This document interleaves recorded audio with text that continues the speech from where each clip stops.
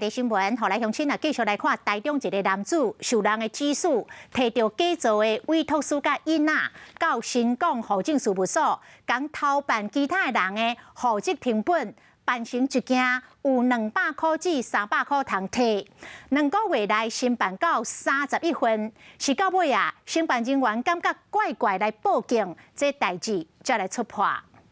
请问我们要办什么？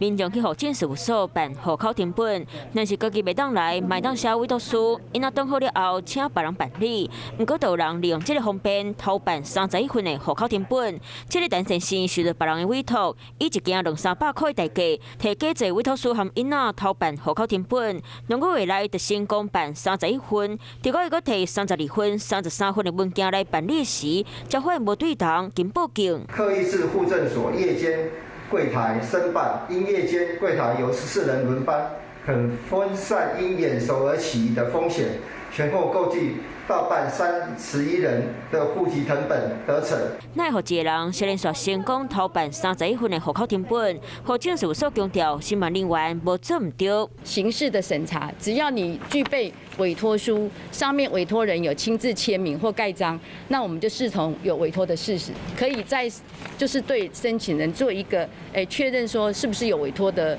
情形。但是当然实务上是没有办法每一件都做这样的查实的动作哈。虽望户政事务所认为有照停书伫咧发成本，不过民政局嘛是回应，会将这摆事件入去教育事项，未来拄到同款的代志，会要求当事跟媒体咧，嘛要加查证。